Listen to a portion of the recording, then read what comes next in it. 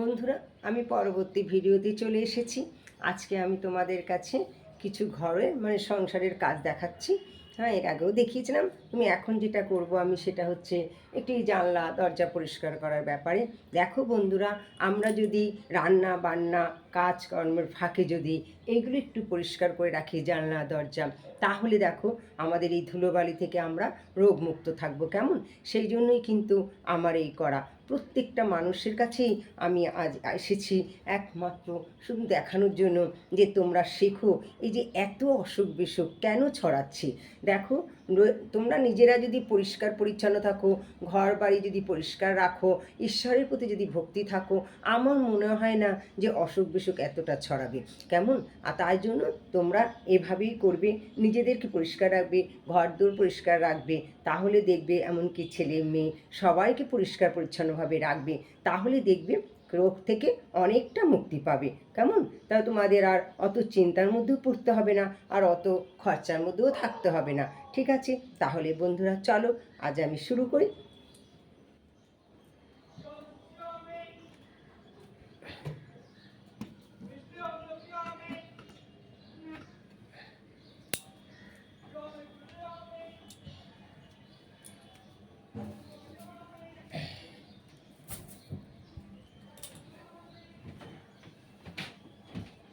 দেখো বন্ধুরা, যেহেতু বিছনা ধুলো পড়বে, আমার সকালেই এগুলো ঝাড়া হয়ে গেছে, আমার স্নান করে পুজো দেওয়া হয়ে গেছে, রান্নাও প্রায় শেষের পর্যায়ে, এখন একটু ডিম করলেই হয়ে যাবে। আমি ডিম সিদ্ধটা বসিয়ে এসেছি, ততক্ষণে আমি জানলা যে কটা জানলা ঝাড়া যায় সেটুকু ঝেড়ে মুছে ফেলবো। কেমন? তাহলে আগে ঝেড়ে নেবো, তার পরবর্তীতে আবার আমি সেগুলো মুছে নেবো। পরে নেক্সট দিনে আবার দেখা যাবে সময় পেয়ে আবার বাকি জানলাগুলো দরজাগুলো কমপ্লিট করবো। কেমন? একদিনে তো সম্ভব না। সম্ভব হতো যদি আমার অন্যান্য কাজগুলো একা না করতে হতো। যেহেতু আমাকে একা সব কাজটাই করতে হয়, আজ নয়, আমি একদম বিয়ে হয়ে শ্বশুরবাড়িতে পা দেওয়ার পরের দিন থেকেই আমি নিজেই একা সম্পূর্ণ করি।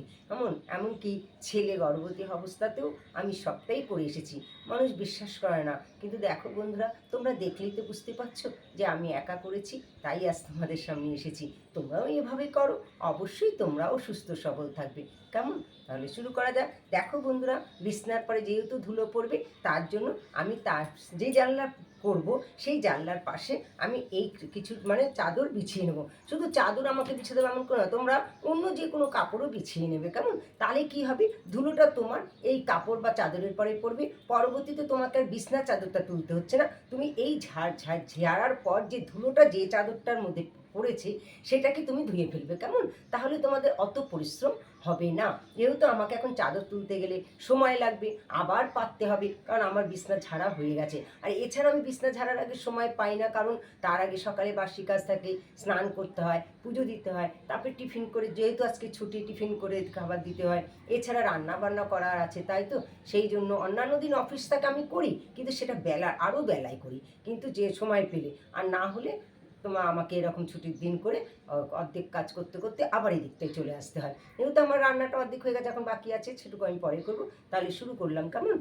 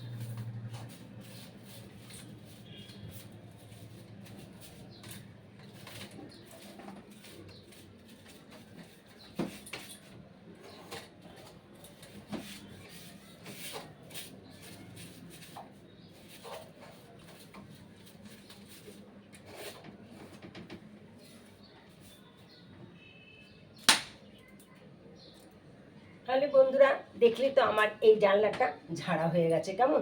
তবে আমি ওই দিকটা দিয়ে একটু কম, ওই পাশটা দিয়ে করিনি, এখন আমার ঠাকুর আছে, ওটা আমি ন্যাকড়া দিয়ে মুছে নেবো। তাহলে দেখলে আমার এই জানলাটা ঝাড়া হয়ে গেল। তাহলে এখন আমি দেখো এই চাদরটার মধ্যে চাদরটাকে আলগোছে তুলে নেবো কেমন। এই দেখলে আমি তুলে নিলাম। এইবার দেখো আমার আর বিছনার মধ্যে কোনো ধুলো পড়লো না। এই ধুলো শুদ্ধ এটাকে তুলে নিয়ে এবার আমি এটাকে ঝেড়ে ধুয়ে ফেলবো। যেহেতু আমার আরও জানলা আছে, সেই জানলার ক্ষেত্রে আগে ব্যবহার করে নিই, তারপরে অবশেষে আমি এটা ধুয়ে ফেলবো কেমন।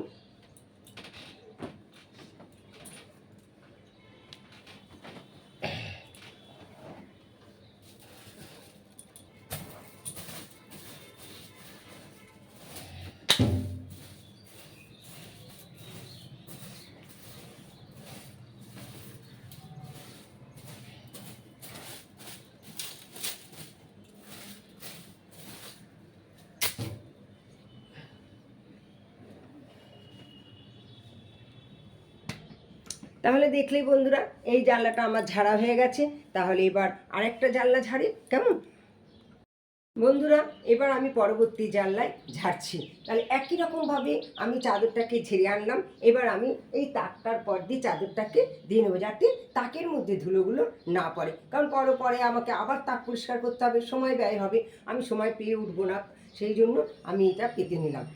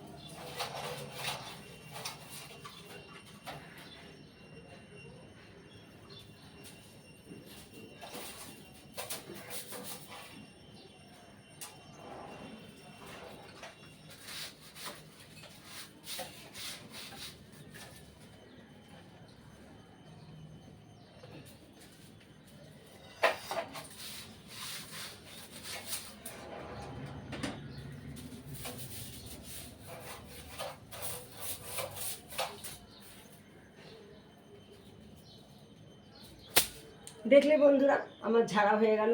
আমি তো আগেই বলেছি যে আমি বেশিক্ষণ সময় নিই না, আমি তাড়াতাড়ি ঝটপট করি। আর তাছাড়া আমার এগুলো পরিষ্কার আগে করা ছিল, পরে যখন আমি করি তখন আমার অত সময় লাগে না এবং কষ্টটাও কম হয়। তাহলে দুটো জানলা ঝাড়া হয়ে গেল, তোমরা দেখলে। এর পরবর্তীতে আমাকে আবার অন্য জানলা ঝাড়তে হবে। জানলা ঝাড়াটা মানে আজকে যে কটা পারবো করে নেবো, তারপরে আমি এই জানলাগুলো মুছবো। কেমন? তাহলে চলো।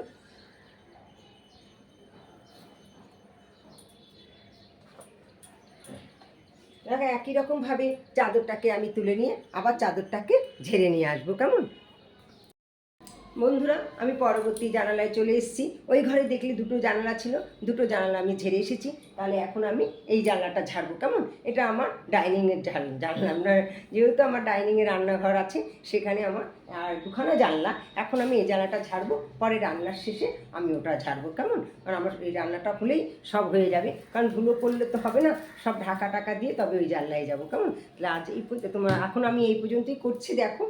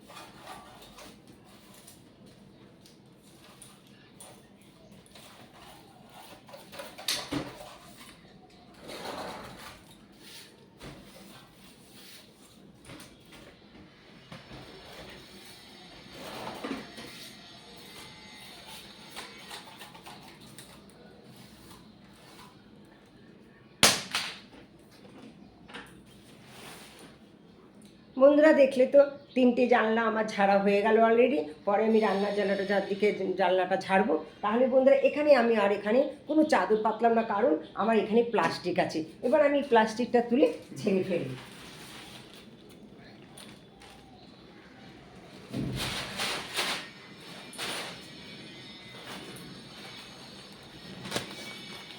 দেখো বন্ধুরা, প্লাস্টিকটা তুলে আমি ঝেড়ে ফেলেছি। এবার আবার আগের মতন আমি বাসনগুলোকে ঢাকা দিয়ে রাখলাম, কারণ এর মধ্যে যাতে কোনো টিকটিকি পায়খানা না করতে পারে, ধুলোবালি না পড়তে পারে, তাই আমি বাসনগুলো ঢাকা দিয়েই রাখি। তাহলে বন্ধুরা দেখলে তো আমার তিনটে জানলা ঝাড়া হয়ে গেল। তাহলে এরপর আমি এখন জানলাগুলো মুছবো। তাহলে আবার পরে শুরু দেখা হবে তোমাদের সাথে।